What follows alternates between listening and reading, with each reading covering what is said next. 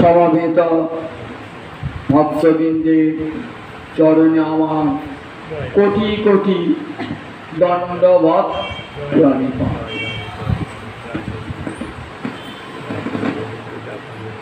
রূপ গোস্বামীপাদ ললিত মাধবী গৌরহরি বন্দনা করে বলছেন, অনর্পিত চরিক চিরাত করুণয়া বতীর্ণ কলো সমর্পয়তুম উন্নত উজ্জ্বল রসাং স্বভক্তি শ্রিয়ম হরি পুরট সুন্দর দুটি কদম্ব সন্দিপিত সদা হৃদয় কন্দরে স্ফুরতু বসতি নন্দন। ব মানে বৈবিষয়ক, ব মানে আমাদের, তোমাদের। বৈবিষয়ক ব মানে তোমাদের। যুষ্মাকম, যুষ্ম শব্দের ষষ্ঠী বহুবচনে দুটো রূপ হয়, যুষ্মাকম ব। যুষ্মাকম মানে তোমাদের, ব মানে তোমাদের। তোমাদের বলতে সমস্ত জীবে। স্ফুরতু শচীনন্দন, তোমাদের সকলের হৃদয়ে শচীনন্দন স্ফূর্তি প্রাপ্ত হোক। তোমাদের সকলে সমস্ত জীবের হৃদয়ে শচীনন্দন স্ফূর্তি প্রাপ্ত হোক। অর্থাৎ হৃদয়ের মাঝে শচীনন্দন গৌর হরির মূর্তি যেগুলো সবার শচীনন্দন।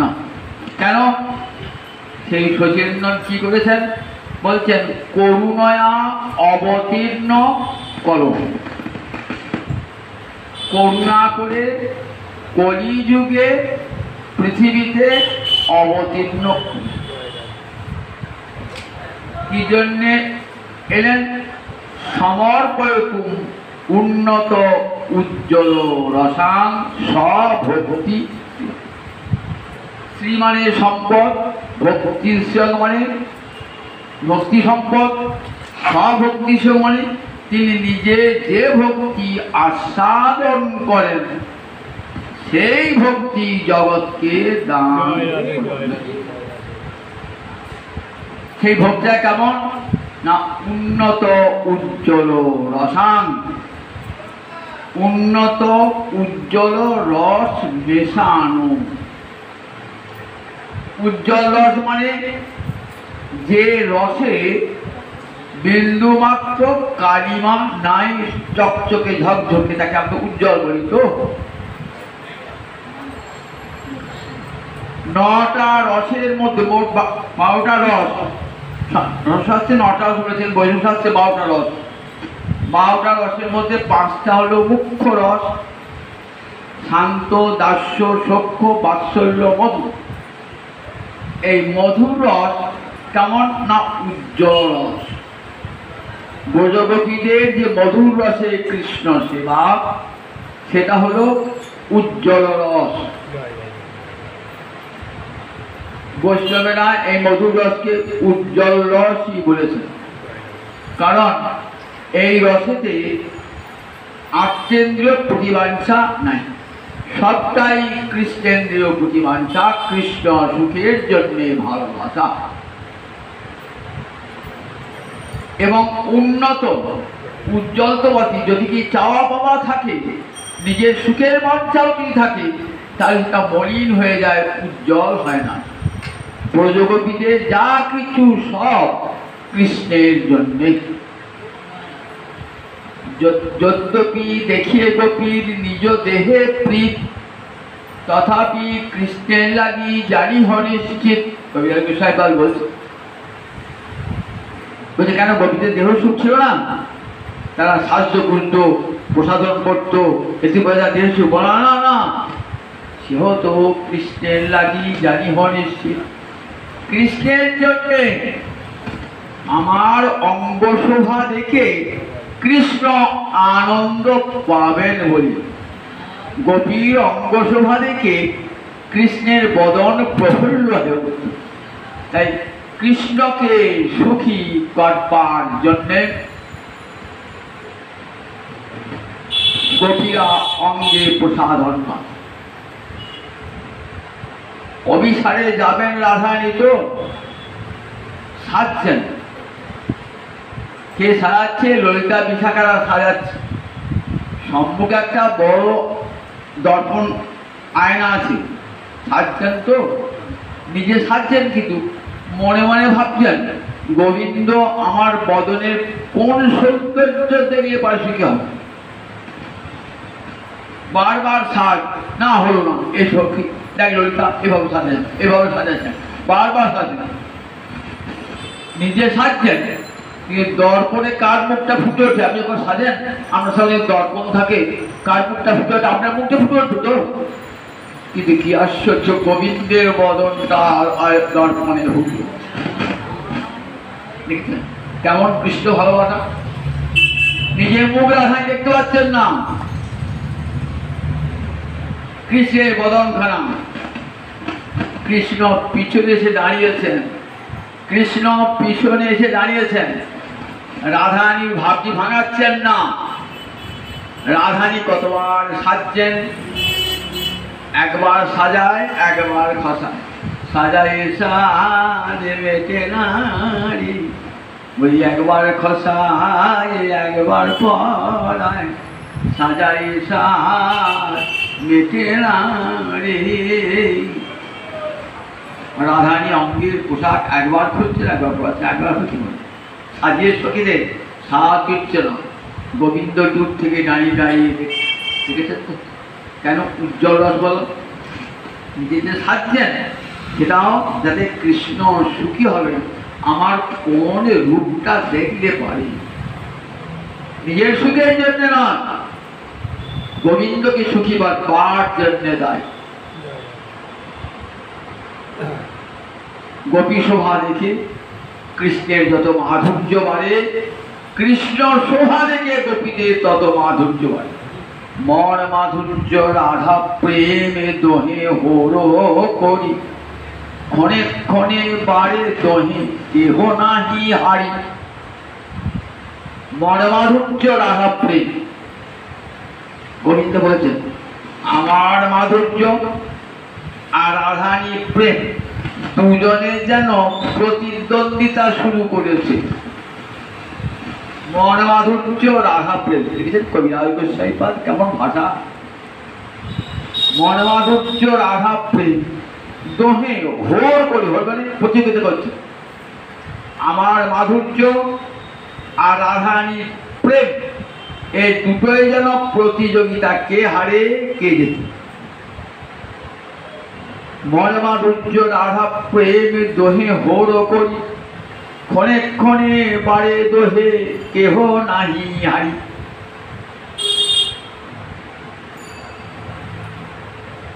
রাধারানী মাধুর্য দেখে, রাধারানী প্রেম দেখে কৃষ্ণের মাধুর্য বেড়ে যাচ্ছে। আবার কৃষ্ণের রূপ দর্শন রূপাধ দেখে রাধারানীর প্রেম বেড়ে যাচ্ছে। কেহ নাহি হারি, কেউ কাউকে এক ছটাক জায়গা দেবে না জয়লাভ করবার। দেখেছেন তো যেমন রাধারানী প্রেম, তাই উন্নত উজ্জ্বল রসান। এত উঁচুতে ব্রহ্মাজি দেবগণ কত উঁচু থাকে বলুন দেখি। এই ভূলোক, ভূবল, স্বলোক, মোহ, তপ, জনম, সত্য, তা কত উঁচুতে ছিল। সে ব্রহ্মাও, ভূলোকের মানুষ দূরে কথা, ব্রহ্মাও এই মাধুর্যকে না স্পর্শ করতে পারে না। কত উঁচুতে রাধারানী প্রেমটা, এত উঁচুতে যে ব্রহ্মাদি দেবগণও বাঞ্ছা করেন কিন্তু পান না। দেখবেন ভাগবতে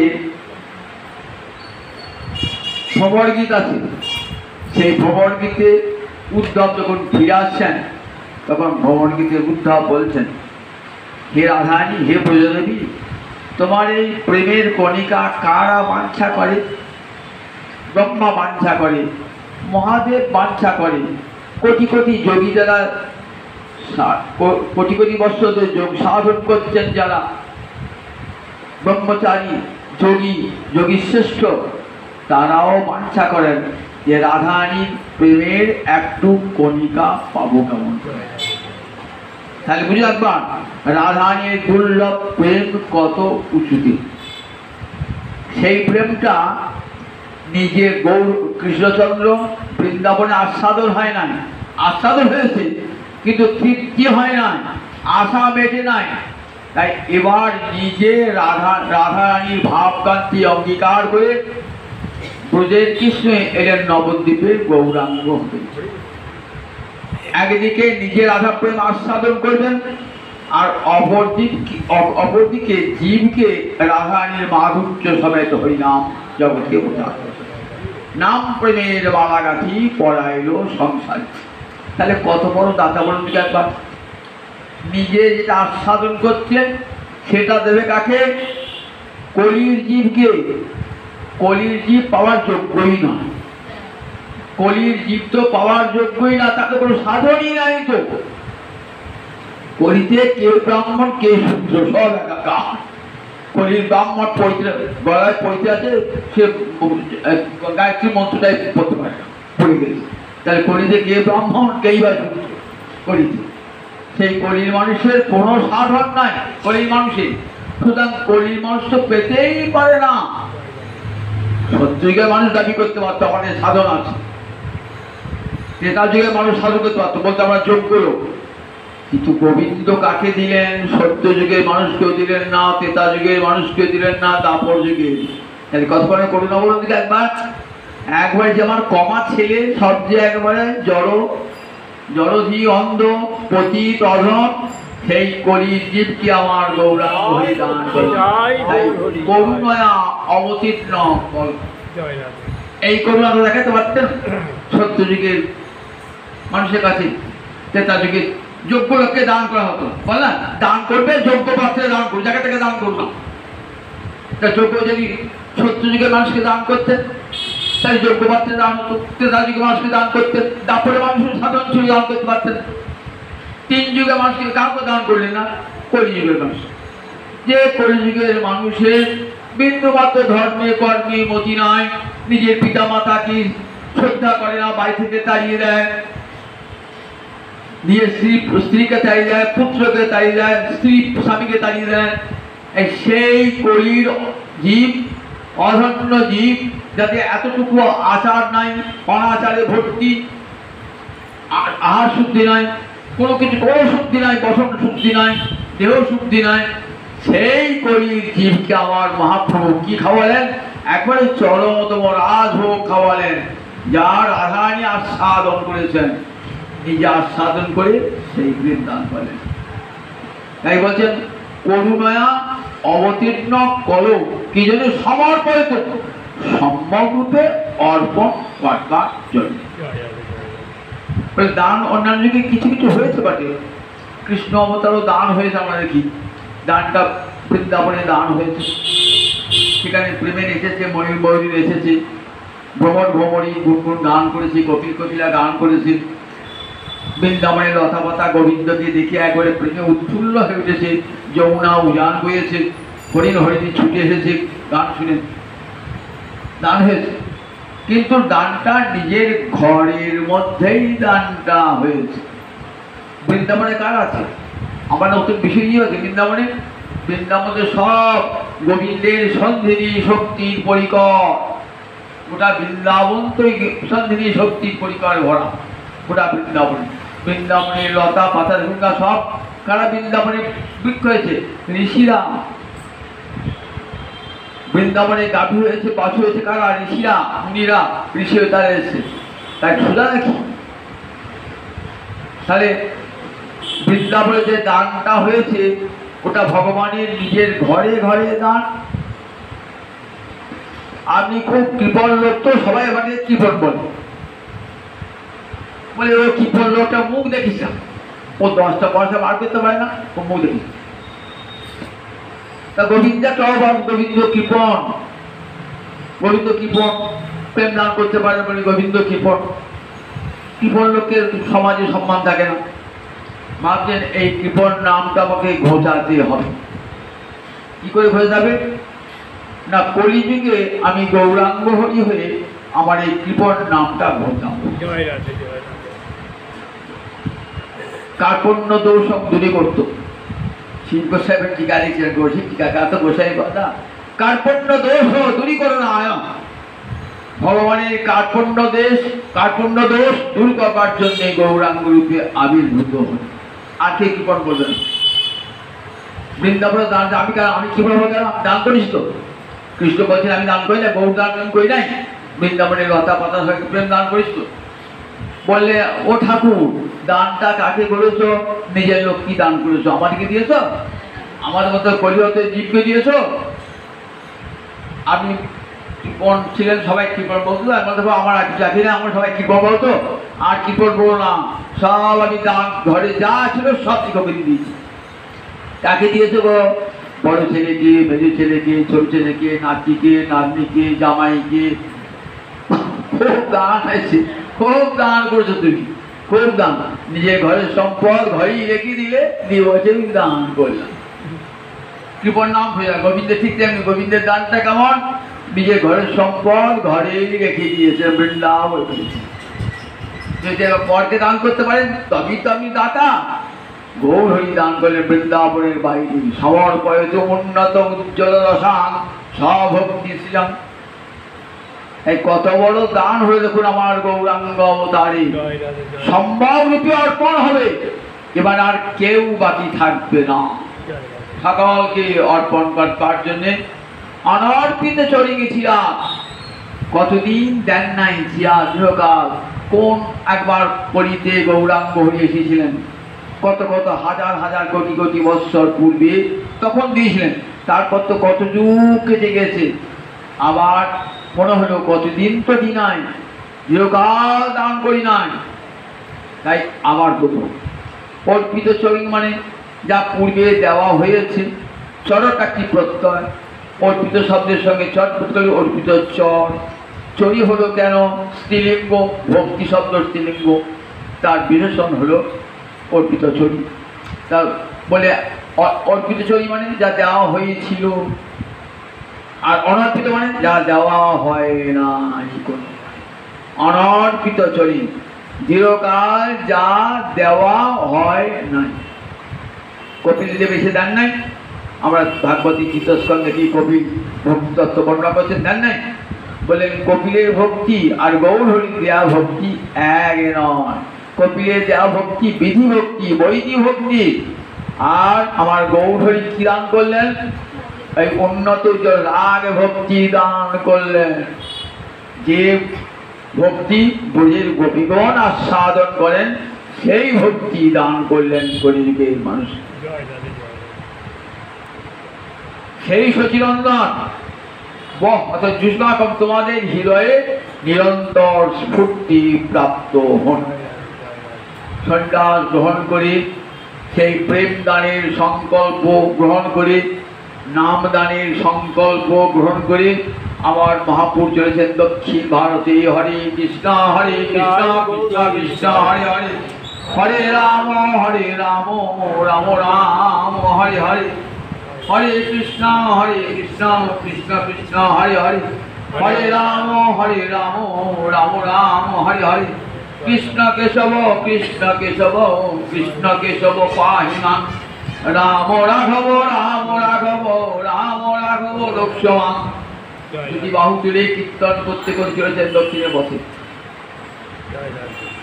বয়স্বিনী নদীর তীরে এসে আদি কেশবের মন্দিরে ব্রহ্ম সংহিতা পাঠ শুনেছেন, পুঁথি নকল করে নিয়েছেন।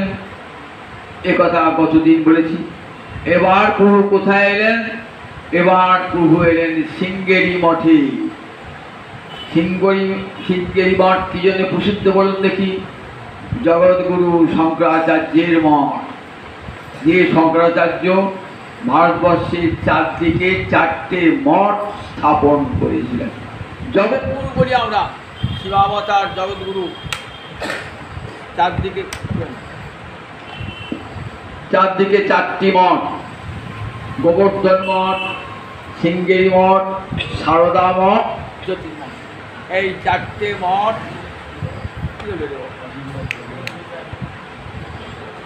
চারদিকে 4টি মঠ স্থাপন করেছেন আচার্য শঙ্কর। আচার্য শঙ্কর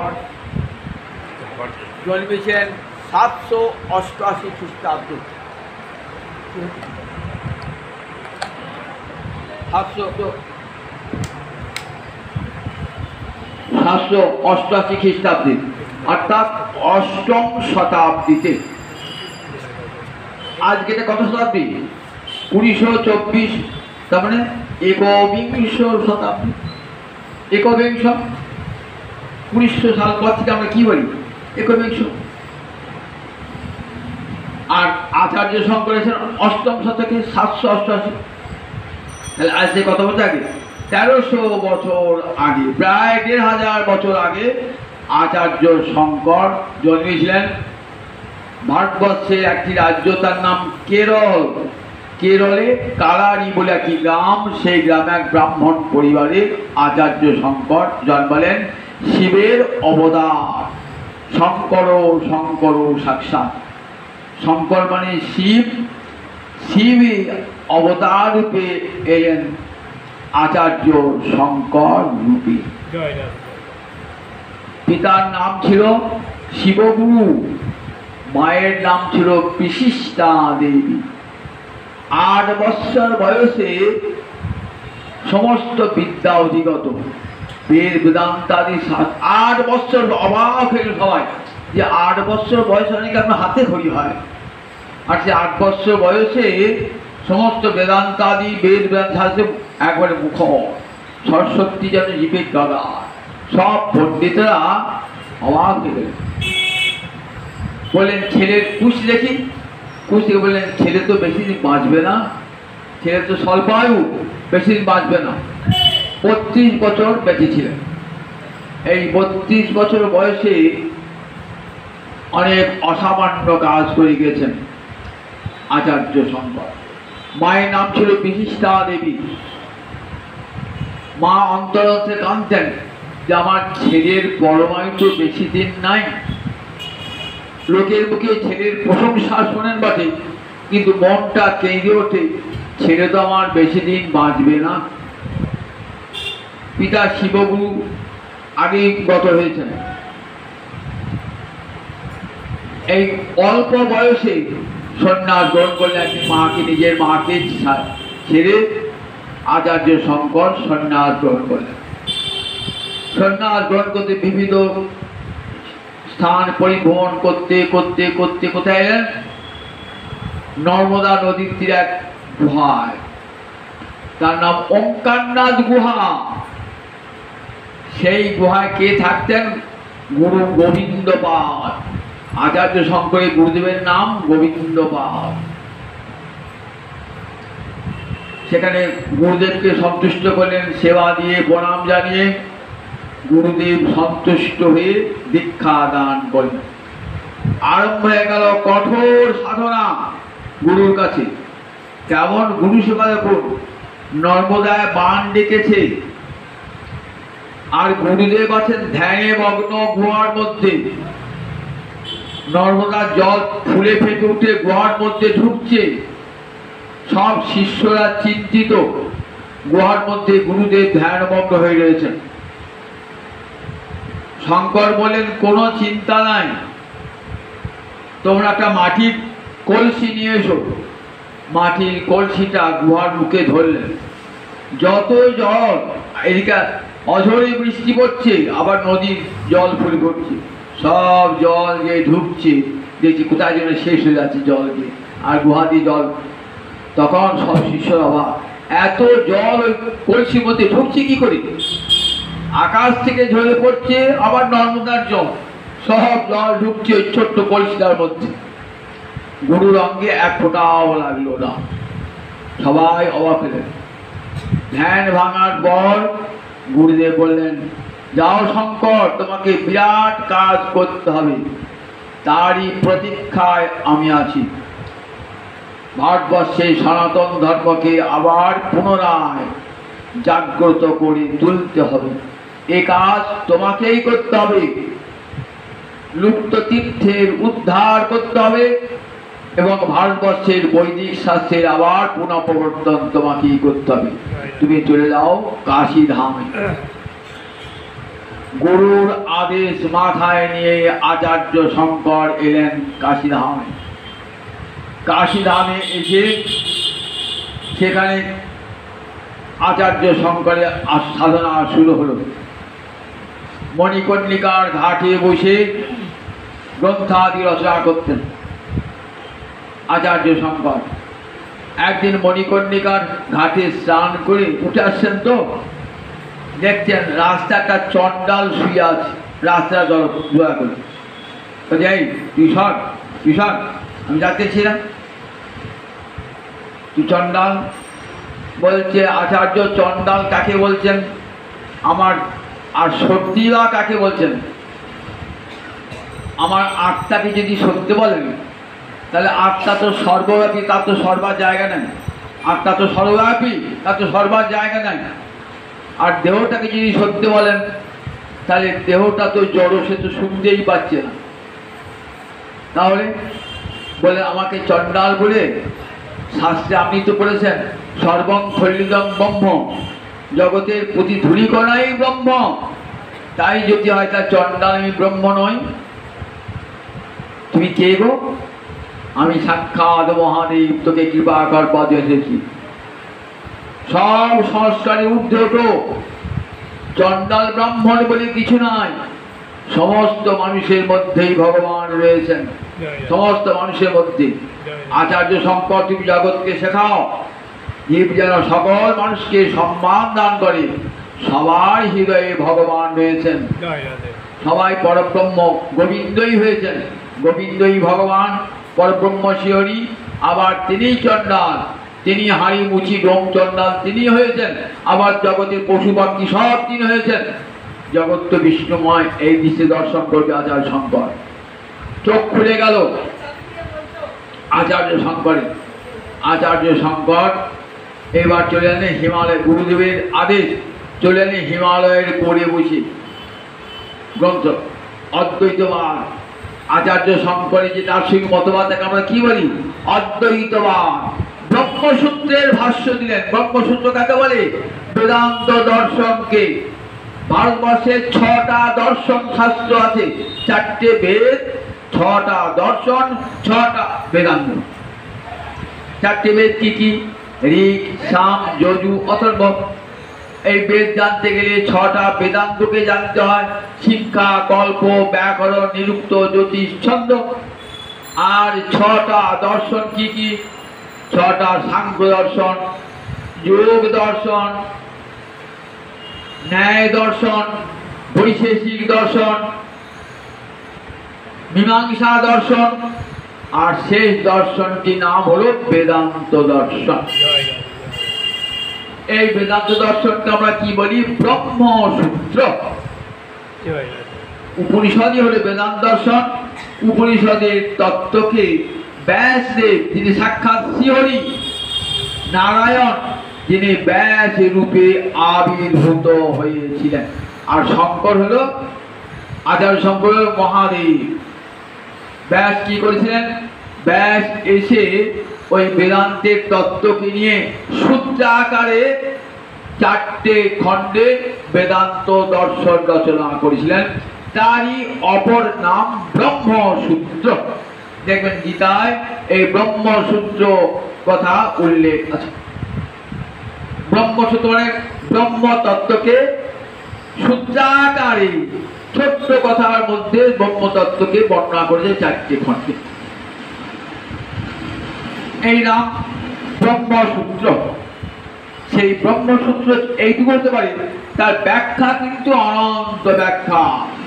কে কে ব্যাখ্যা করেছেন? প্রথম ব্যাখ্যা করেছেন আচার্য শঙ্কর 8ম শতকে। তার যে মতবাদ, সেটির নাম অদ্বৈতবাদ। ভালো করে রাখবেন, অদ্বৈতবাদ। সে অদ্বৈতবাদে কি বলা হয়েছে? ব্রহ্মসত্য, জগৎ মিথ্যা, জীবই ব্রহ্ম। ব্রহ্মসত্য, জগৎ মিথ্যা, জীবই ব্রহ্ম।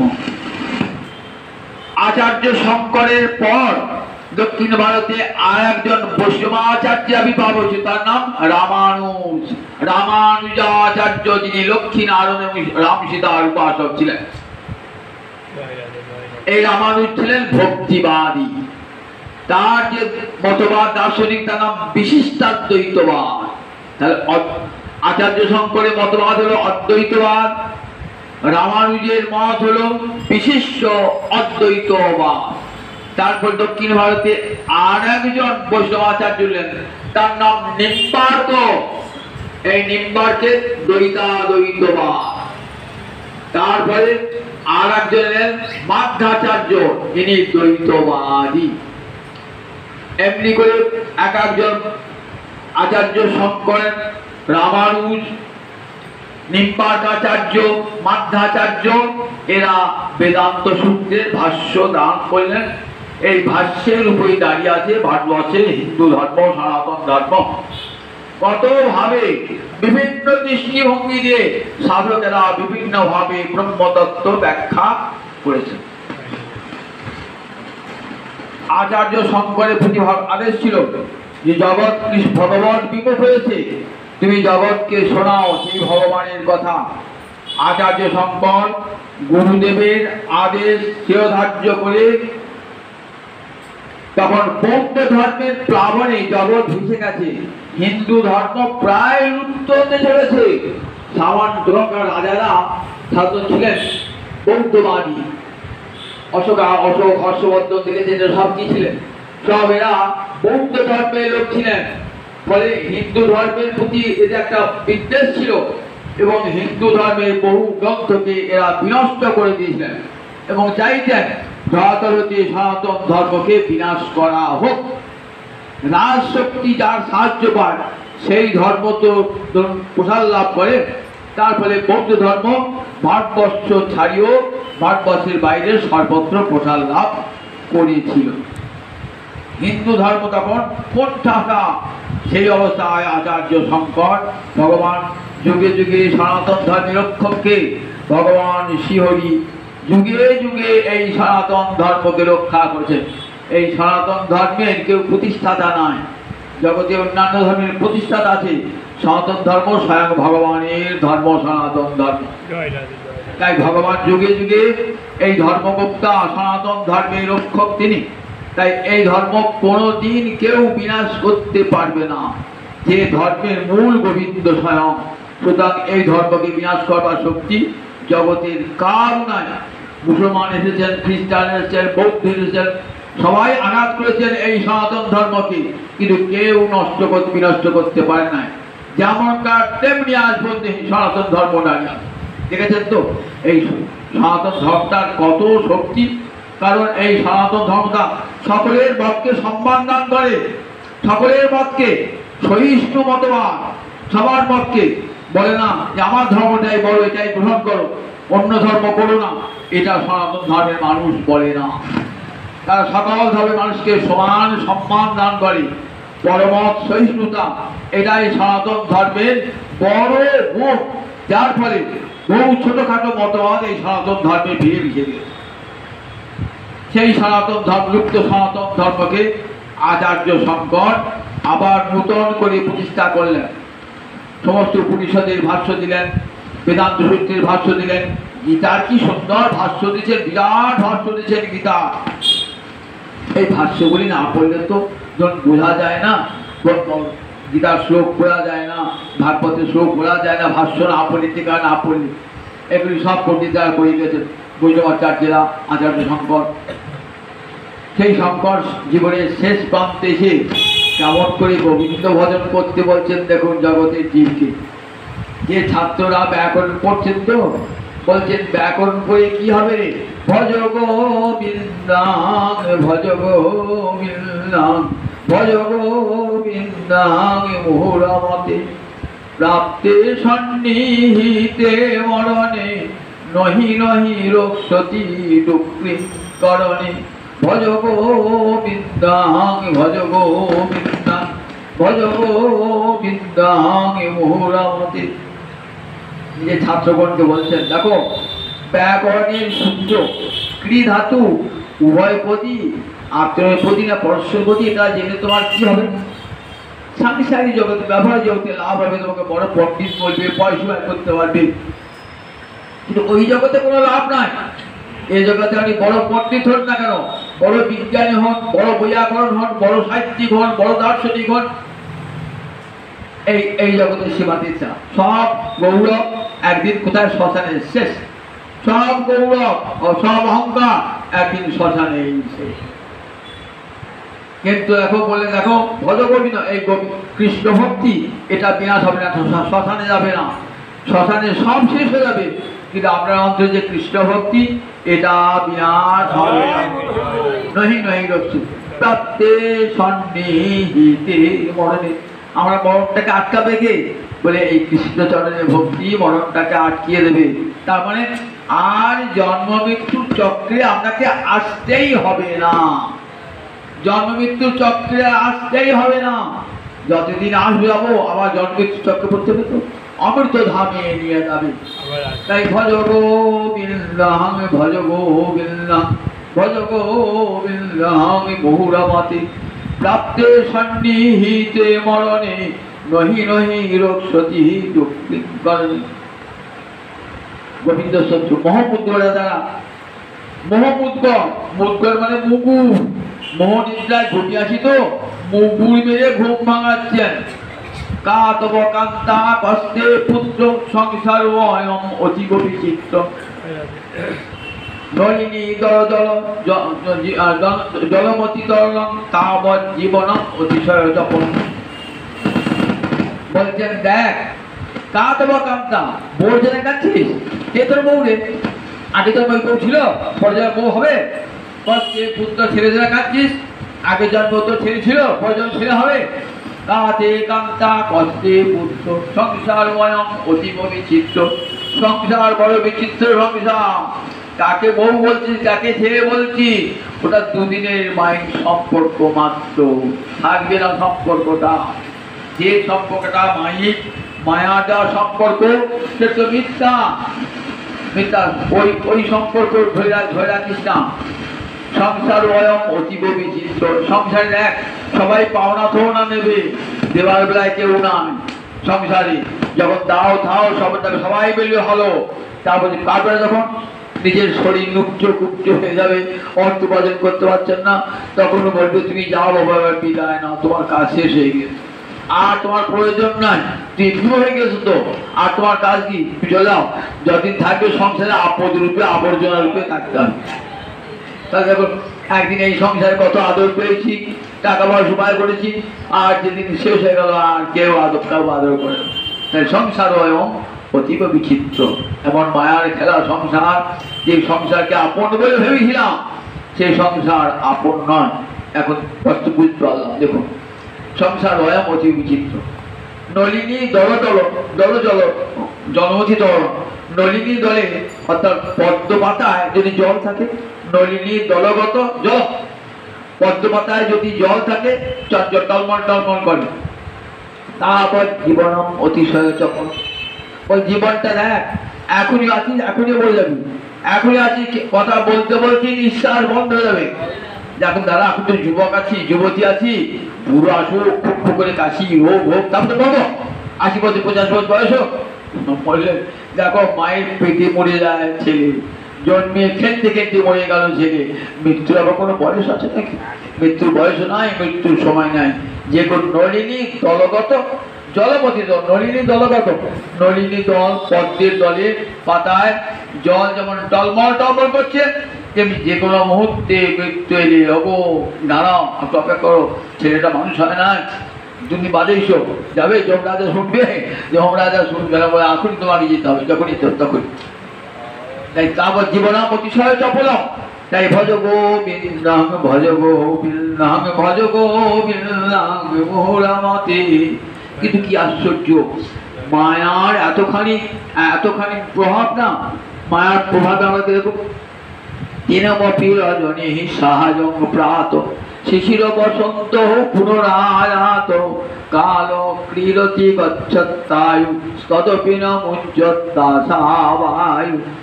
দিন রাত হলো, আবার রাত দিন হলো, বসন্তকাল চলে গেল, শীতকাল এলো, শীতকাল চলে গেল, বসন্তকাল এলো, এমনি করে যাচ্ছি। এমনি করে আমার জীবনের প্রতিটি বসন্ত শরৎ চলে যাচ্ছে, দিন চলে যাচ্ছে, কিন্তু আমার আশা আই যাচ্ছে না, অন্তর থেকে আশা যাচ্ছে না, আরো বাঁচবো, আরো সুখ করবো, কত অন্তরে বাঞ্ছা। দেখেছেন তো, তদপি না মুঞ্চত্তাসাবায়ু। পুরো খুব খুব করে ধন্য আশা কোকিনী তোমার মায়ায় মুগ্ধ এই ভুবন নবীন সেনের কবিতা আছে না, এমন আশা না, আশা আমারও মাইকেল বসু দত্ত আশার ছলনে ভুলি কি ফল হয়।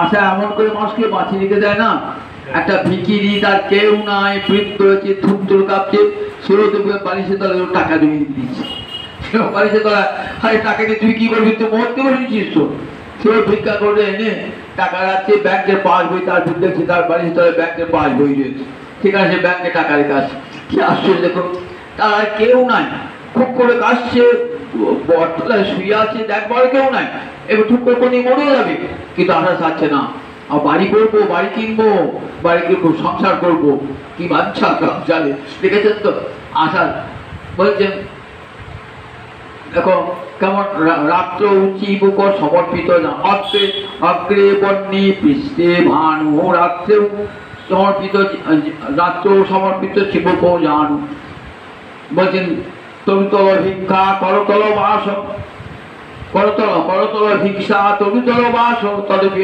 মঞ্চত্তাশা পাশ, অগ্রে বন্যী পৃষ্ঠে ভান, রাত্র উঁচি বুক সমর্পিত জানু, করতল ভিক্ষা তরুতল বাস, তদপি মঞ্চত্তাশা পাশ। বলছি ভুলে আছে কিন্তু ভুলে গেছে সব মনে পড়ছে মনে বলছেন অগ্রে অগ্রে বন্যী পৃষ্ঠে ভানু, শীতকালের দিনে গরিব মানুষ তার কি নাই, লেপ নাই, তোষক নাই, বালিশ নাই, অগ্রে ভানু, অগ্রে বন্যী পৃষ্ঠে ভানু, সামনে আগুন জ্বালিয়েছে, আগুন জ্বালিয়ে আগুনে সেক দিচ্ছে, আবার দুপুর রাতে যেদিকে সূর্যের কিরণ পিঠটা পেতে দিয়েছে, অগ্রে বন্যী পৃষ্ঠে ভান, রাত্রে উচ্ছি বুক সমর্পিত জানু, রাত্রে গুড়ি শুড়ি মেরে বসে আছে, কেমন চিবুকটা দিয়েছে দুটো হাঁটুর মাঝখানে, রাত্র উচ্ছি বুক সমর্পিত জান, করতল ভিক্ষা তরুতল বাস, করতল হাত হাত পাত্র বলে নাই, হাতটা পেতে ভিক্ষা করছি, তরুতল বাস, আর গাছতলায় শুয়ে আছে,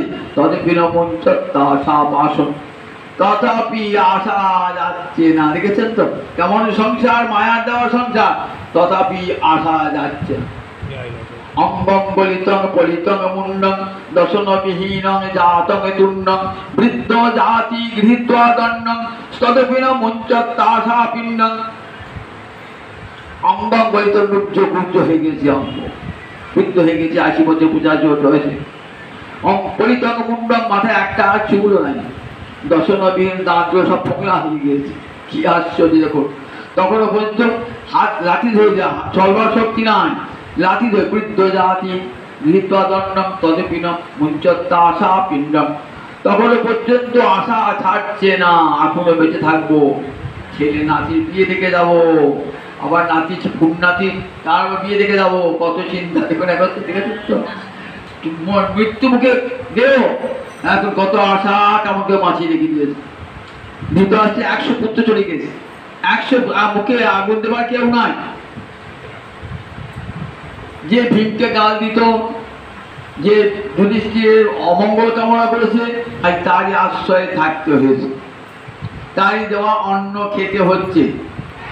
বিদুর এসে বলেছে দাদা অহ জীবিতাশা বলিয়সি, এখনো তোমার বাঁচবার ইচ্ছা, দেখো এখন মাথায় দেখো তো, মাথায় একটা চুল নাই, দাঁতগুলো সব পড়ে গেছে, তুমি তো চোখে আদে আমার দেখতে পাও না, শরীরটা করে দিকে তোমার কি হয়েছে, এখনো পর্যন্ত বাঁচছো, এখনো রাজা নামটা তো শুনতে ভালো লাগছে নয়, দেখো একদিন তুমি ভীমকে দেখতে পারতে না, ভীমকে গাল দিতে, দেখো সেই ভীমের দাঁত পিন দিত খাচ্ছা দিয়ে, লজ্জা করে না দাদা, এখনো বাঁচবার আসা, দেখো যদি মানুষের দেখো নরোত্তম কাকে বলে, রাজা হলি তাকে নরোত্তম বলে না, কে নরোত্তম, যে সংসারটা হরিপাদ পদ্ম ভজন করে জগতে, সেই নরোত্তম। মাঝে মাঝে ভক্তের বাক্য কঠোর হয়, দেখলেন দাদাকে এই কঠোর বাক্য না বললে দাদার হৃদয়ে চেতনা আসবে, মহমুদ্গর মুহুর বাক্য হয়, নইলে চেতনা আসবে না, বিষয়ের মধ্যে থেকেছে তো, বিষয় আর ছাড়তে পারছে না কোনো মতে, তখন বিদুর তো পরম হরিভক্ত বিদুর অনায়াসে ছেড়ে দিয়েছেন রাজধানী হস্তিনাপুর রাজবাড়ি পরিত্যাগ করে গরিবের ঘুরে ঘরে ভিক্ষা করে খাচ্ছে, তথাপি ওই দুর্যোধনের দেওয়া অন্ন গ্রহণ করবেন না। দেখুন বলছেন দেখো দাদা, তোমার এখনো বেঁচে থাকবার সাধ্য না, যাও সংসার ত্যাগ করে বনে গিয়ে শ্রীহরির চরণ স্মরণ করো না, যদি জীবন ধন্য করতে চাও। আমরা বৃদ্ধ বয়সে আমাদের যায় না, বৃদ্ধ জাতি গৃহীত আদর না, লাঠি হাতে করে যাচ্ছি, তদবিন মঞ্চত আশা বিঘ্ন, তথাপি আশা ত্যাগ করতে পারছে না। বালস্তাবৎ ক্রীড়াসক্ত, তরুণস্তাবৎ তরুণীরক্ত, বৃদ্ধস্তাবৎ চিন্তামগ্ন, পরমে ব্রহ্মণি কোটিনলগ্ন। দেখুন বলছি, ছেলেবেলায় খেলা নিয়ে মত্ত, তখন তো হরিভজনের সময় হয় না, যে একটু বয়স হলো, যুবক হলো, তখন যুবতীর প্রতি আসক্তি বা বৃদ্ধিপ্রাপ্ত হলো। তরুণস্তাবৎ তরুণীরক্ত, যে বুড়ো হয়ে গেল, চিন্তামগ্ন হয়ে গেল, সংসারের চিন্তা মাথায় পাগল করে দিল। এখনো ছেলেটার চাকরি ব্যবস্থা হলো না, মেয়েটার বিয়ে হলো না, আয় তো কমে গিয়েছে, কত চিন্তা মাথায় ঢুকলো। মেয়েটাকে বিয়ে দেওয়া পথে মেয়েটা তো সুখী হলো না, কত চিন্তা মাথায় আসে। চিন্তামগ্ন বিদ্যস্তাবৎ চিন্তামগ্ন, পরমে ব্রহ্মণি কোপি ন লগ্ন। কিন্তু একবারও সারাটা জীবন সংসার নিয়ে কাটলো, বৃদ্ধ বয়স, সেখানেও হরিভজন নাই, পরব্রহ্মে মনকে সে লগ্ন করে না। তাই শঙ্করের বড় বড় উপদেশ, ভগবদ গীতা কিঞ্চিদধীতা, গঙ্গা জলরব কণিকা পিতা, সক্রিয় বিজস্ব মুরারি সমর্চা, তস্য যমকিং কুরুতে চর্চা। দেখো, একটু করে বাড়িতে বসে গীতা পড়ো, কিছু না পড়ো, একটু করে একটা শ্লোক পড়ো গীতা, কিঞ্চিদধীতা, 8 ধারা শ্লোক পড়ো বসে বসে। ভগবদ গীতা কিঞ্চিদধীতা, গঙ্গা জলরব কণিকা, একটু করে গঙ্গা জল পান করো, ভিতরটা শুদ্ধ হবে। মুখ দিয়ে একটু গীতা বাক্য উচ্চারণ করো, দেহটা জীবটা শুদ্ধ হবে। গঙ্গা জলরব কণিকা সক্রিয়, একটা তুলসী পাতা গোবিন্দকে দাও, দীক্ষা গ্রহণ করে পরিচয় দাও। বলে আর দেখবে জম তোমার কাছে আসবে না। গোবিন্দ একটা তুলসীতে এমন সন্তুষ্ট, যম রাজা আর আসতে সাহস করবে না তোমার কাছে, আর জমের শাস্তির পক্ষে তোমাকে করতে হবে না। গেয়ং গীতা নাম সহস্রং, ধেয়ং শ্রীপতি রূপমজস্রং। বলে প্রতিদিন গীতা পড়ো, আর বিষ্ণুর সহস্র নাম পড়ো, আর গোবিন্দের রূপ ধ্যান করো। ধেয়ং রূপমজস্রং, শ্রীপতি রূপম, শ্রীপতি মানে নারায়ণ, গোবিন্দ, গোবিন্দের রূপ ধ্যান করো মনে মনে। প্রতিদিন গীতা পড়ো, বিষ্ণু সহস্র নাম পড়ো, আর সজ্জন নেয়ং সজ্জন সঙ্গে চিত্ত, আর সাধু সঙ্গ করো সবসময়। মনটাকে সাধু থেকে বিষয় লোকের কাছে না, সাধু কাছে নিয়ে যাও। দেয়ং দীন জনায় চ বিত্ত, আর যা তোমার সম্পদ আছে যদি বৃদ্ধি থাকে, দিনজনকে দান করো। নিজের যেটুকুতে সংসার চলে, উদর ভরণ হয়, সেইটুকু রেখে দিয়ে সকলকে দান করে দাও, দিনজনকে দান করে দাও। দেখবেন 64 ভক্তি অঙ্গের একটা অঙ্গ হলো যাবৎ নির্বাহ প্রতিগ্রহ, যেটুকুতে আমার সংসার চলে, আমার নিজের জীবন সেইটুকু রেখে দিয়ে দান করো। ভক্তি অঙ্গ 64 ভক্তি অঙ্গের একটা অঙ্গ। এই জীবন যদি সংসারে আসতে না, জন্মমৃত্যুর চক্র থেকে মুক্তি পেতে যাও, তাহলে গোবিন্দ হন ছাড়া কোনো পথ নাই। নইলে পুনরপি জননং পুনরপি মরণং, পুনরপি জননী যঠনী স্বয়ং স্বয়ং ইহ সংসারে খলু দুস্তারে, কৃপয়া পারে পাহি মুরারে। গোবিন্দকে ডাকো, সংসার সাগর পার করে দাও প্রভু, সংসার সাগর পার করে দাও, গোবিন্দকে ডাকো। এই দুস্তর সংসার সাগর পার হবে কেমন করে?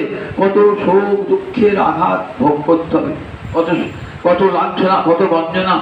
জীবনটাই তো সংগ্রামে, জীবনটা কণ্টক শয্যা, সুখশয্যা নয়। এই জীবনটাই কণ্টক শয্যা। আমরা ভাবি বিয়ে থা করে চাকরি বাকরি করে বোধহয় সুখী হব, কিন্তু কেউ সুখী হয় না। চাকরি বাড়ি করে বিবাহ করে সংসার করে জগতে কেউ সুখী হয় না। দেখা যায় সেই জীবনে তার চরম দুঃখ এসে উপস্থিত হয়েছে। শেষ জীবনে কেন, যৌবন বয়সী তার হতে শেষ, তার দুঃখে এসে উপস্থিত, বিপর্যয় দুঃখে এসে গেল। যেমন দেখো এই জীবন, এই দুঃখের আলোয়, সংসার তো দুঃখের আলোয়, এখানে তো সুখ এখানে পাওয়া যায় না। সুখের একমাত্র আশ্রয় গোবিন্দ চরণ, সেই দিকে মনটা নিবিষ্ট করো, নিবিষ্ট করো। বলেন পাহি মুরারে, হে মুরারি, হে গোবিন্দ, আমাকে এই সংসার সাগর পার করে দাও। এই প্রার্থনা জানাও গোবিন্দের কাছে দিবারাত্র। আর যেন আমাকে জননী যশোরে শয়ন করতে না হয়, আমি যেন জন্ম মৃত্যু চক্র থেকে চিরকালের জন্য মুক্তি পাই তোমার শ্রীচরণে, অভয় চরণে। যেখানে আর যম রাজা যেতে পারে না, মৃত্যু যেতে পারে না, সেই অভয় চরণে আমাকে আশ্রয় দাও। এই প্রার্থনা নির্ণয় করো। এই আচার্য শঙ্কর এমনি করে সমস্ত জীবকে উপদেশ দান করলেন।